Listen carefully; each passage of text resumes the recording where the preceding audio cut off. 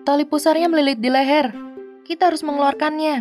Sekarang, dorong sekuat yang kamu bisa. Gelombang ketakutan menghampiriku. Ruangan itu terasa menegangkan 34 jam terakhir. 3 perawat di sampingku membantu.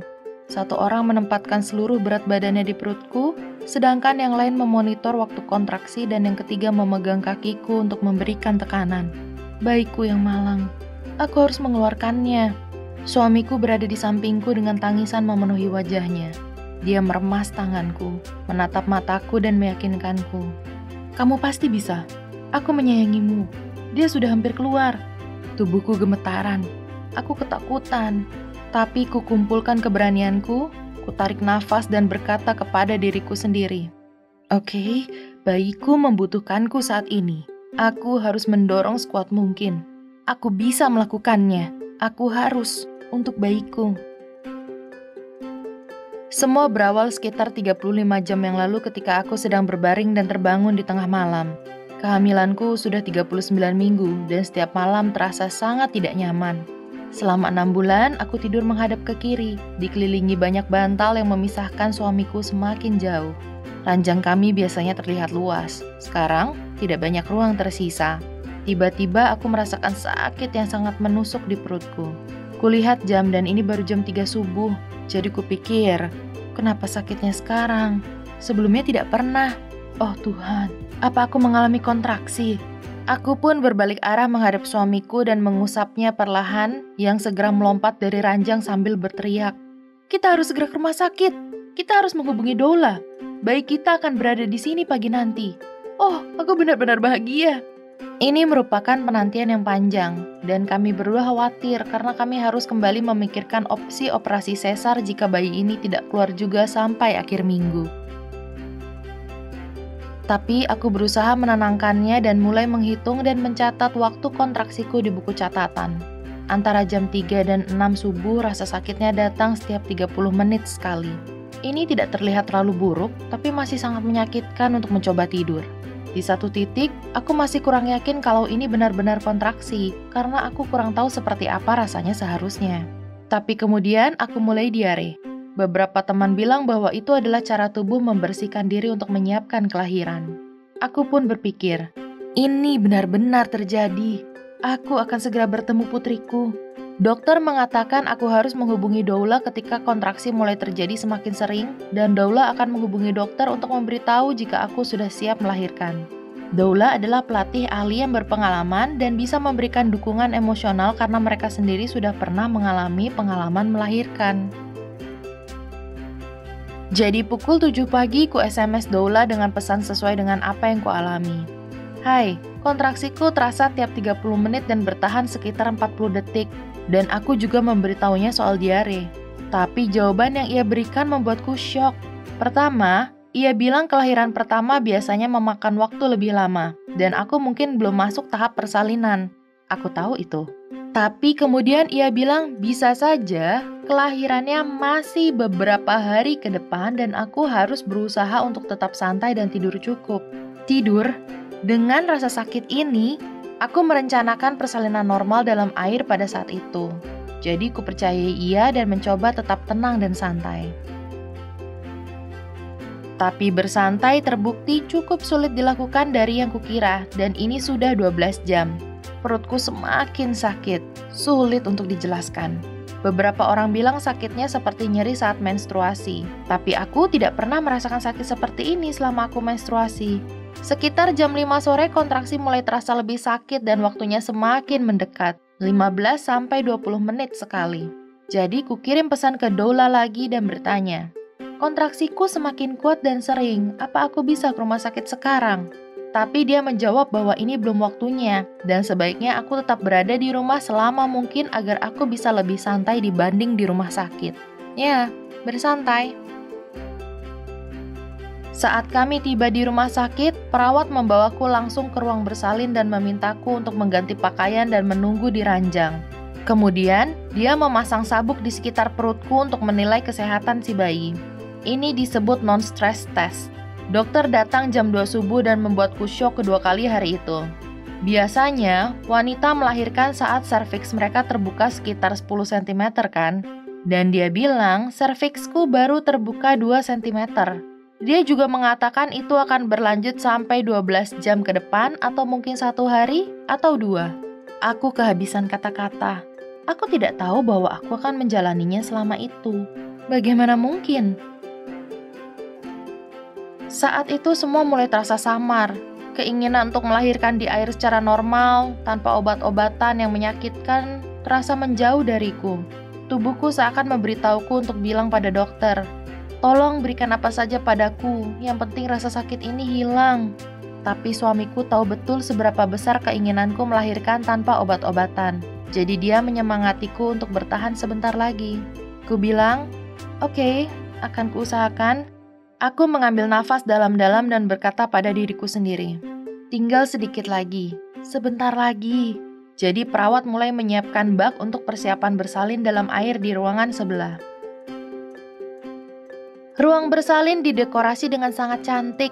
Yang bisa kupikirkan hanyalah berapa lama lagi ini harus kualami. Aku merasa tenagaku terkuras.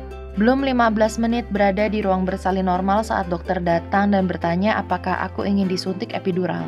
Epidural adalah obat penghilang rasa sakit yang langsung disuntikkan melalui tulang belakang. Ku jawab tanpa berpikir, "Ya, silahkan. Aku benar-benar sudah tak sanggup." Jadi, mereka membawaku ke ruangan lain di mana aku harus meringkukkan tubuhku agar punggungku bisa disuntik. Mereka memberitahuku untuk diam sebisa mungkin. Itu terasa seakan berlangsung lama, menyiksa. Begitu epidural bekerja, aku harus menunggu sekitar 15-30 menit sebelum rasa sakitnya mulai hilang. Ya, itu benar-benar melegakan, tapi juga sekaligus menakutkan karena aku mati rasa dari pinggang ke bawah.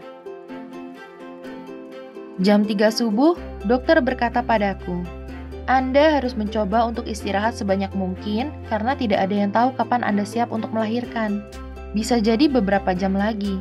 Jadi ku coba untuk tidur, tapi dengan perasaan campur aduk antara mati rasa di perutku, kegembiraan akan melahirkan, dan juga ketakutan akan hal yang bisa salah terjadi, membuatku terjaga. Dokter datang untuk mengecek keadaanku lagi jam 8 pagi dan 11 siang, tapi aku masih belum siap. Mereka harus terus memasukkan banyak obat-obatan untuk menghilangkan rasa sakitnya. Ketika pengaruh obatnya hilang, aku kembali merasakan sakit yang luar biasa di perut bawahku tapi tidak begitu jelas di bagian mana. Tapi itu benar-benar masih sakit yang lama dan menyayat. Aku sama sekali tak bertenaga. Aku ingat berbaring di sana dan berpikir, ini begitu sulit. Aku hanya ingin bertemu bayiku. Oh, kapan kamu akan keluar dan bertemu kami? Sekitar jam 1 siang dokter kembali dan akhirnya semua dimulai. Dia begitu semangat dan bertanya, "Apa Anda ingin mencoba mendorong? Saya rasa Anda siap." Aku tidak tidur selama 30 jam. Kelelahan adalah hal yang remeh, tapi saat itu aku tidak pernah merasa sesiap ini. Dan begitu semangat dan ku jawab tanpa ragu, "Ya, aku siap." Seperti yang ku katakan sebelumnya, semua dari pinggang ke bawah mati rasa. Tapi dokter bilang aku hanya harus fokus mendorong dan tubuhku akan melakukan sisanya. Jadi aku mencobanya, dan semuanya berubah. Dokter tersebut merasa yakin dan berkata lantang, "Anda siap, Anda mendorong dengan baik. Ayo kita lakukan sekarang." Para perawat memposisikan ranjangku seperti kursi untuk bersalin dengan kaitan untuk mengangkat dan membuka kakiku dan pegangan untukku di kedua sisi. Aku benar-benar bersemangat saat ini akhirnya terjadi. Dari pertama kali perutku merasakan sakit sampai sekarang, sudah 34 jam. Tak ada kata-kata yang bisa menggambarkan apa yang kurasakan kala itu. Serasa campuran antara kelelahan dan kegembiraan, dan aku merasa tirai keajaiban diangkat di depan kami. Suamiku memegang tanganku di sebelah kanan dan perawat memegang sebelah kiri, dan 2 perawat lain membantu dokter di masing-masing sisi. Ini sedang terjadi. Dokter mengatakan agar aku menunggu kontraksi sebelum mendorong, dan kemudian dorong sebanyak 3 kali selama dan sekuat yang ku bisa. Jadi kuperhatikan jam dinding di depanku dan berkata pada diriku sendiri aku harus mendorong setiap 15 detik sekali. Karena pengaruh epidural, aku tidak bisa merasakan kontraksi lagi. Jadi perawat menggunakan kardiotokografi untuk mengukurnya dan memberitahuku kapan aku siap untuk set selanjutnya. Fokusku hanya pada jam dan mendorong. 2 hal itulah yang kupikirkan saat itu. Jam dan dorong. Jam dan dorong. Aku bisa mendengar suamiku dan perawat menyemangatiku, dan kadang aku melihat ke arah mereka sesekali, tapi aku selalu kembali melihat jam. Seluruh ruangan seakan sedang kesurupan. Persalinan adalah tahap akhir dari proses melahirkan, dan biasanya menghabiskan waktu sekitar 5-30 menit. Tapi dengan semua kejadian hari itu, aku membutuhkan waktu lebih lama. Aku mendorong selama 1,5 jam lamanya. Kelelahan dan tubuhku mulai lunglai, tapi bayi kecilku tidak menunjukkan tanda-tanda ingin keluar. Jadi di jam 2 siang dokter bertanya, apakah dia boleh membuat goresan kecil ke bawah. Dokter yakin bayiku akan keluar sebentar lagi.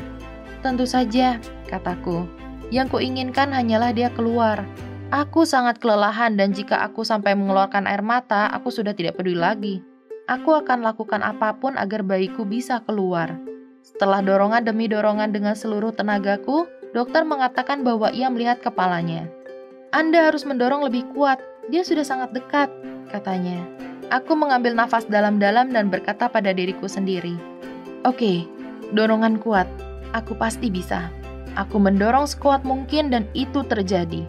Dokter berkata dengan gembira, dia keluar, kepalanya keluar. Tapi kemudian panik menyerang. Dokter berteriak, tali pusarnya melilit lehernya. Tidak ada waktu lagi. Anda harus mendorongnya sekuat mungkin. Dorong dengan seluruh tenaga yang Anda punya atau dia akan tercekik. Waktu seakan berhenti. Aku melihat ke arah suamiku dan mata kami bertemu dengan tekad.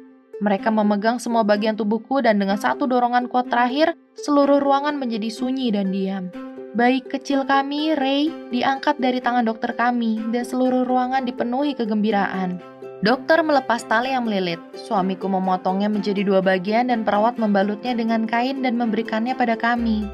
Kulihat bayiku dan aku tidak percaya dialah yang kubawa selama 9 bulan dalam perutku.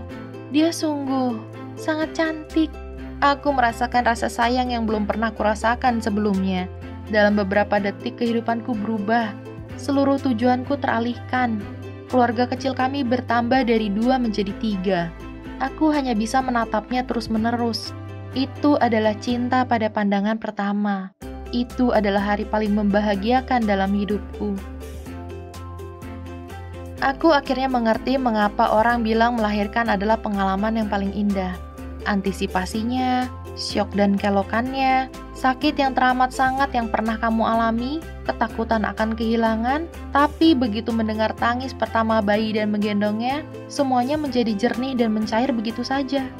Karena pada akhirnya, kamu menciptakan kehidupan-kehidupan yang membuatmu menyerahkan milikmu sendiri.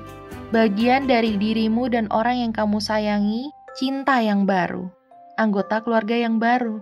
Aku tidak bisa membayangkan hal yang lebih menakjubkan dari itu. Tentu saja, itu adalah pengalamanku. Beberapa temanku melahirkan hanya dalam beberapa jam, dan beberapa ibu lainnya membutuhkan waktu lebih lama. Tapi satu hal yang kita rasakan bersama, kita semua adalah ibu yang berjuang, dan pengalaman itu hanya kita yang mengerti. Jadi, jika ada ibu-ibu di luar sana yang menonton video ini dan ingin berbagi pengalamanmu, kami dengan senang hati mendengarkan kisahmu.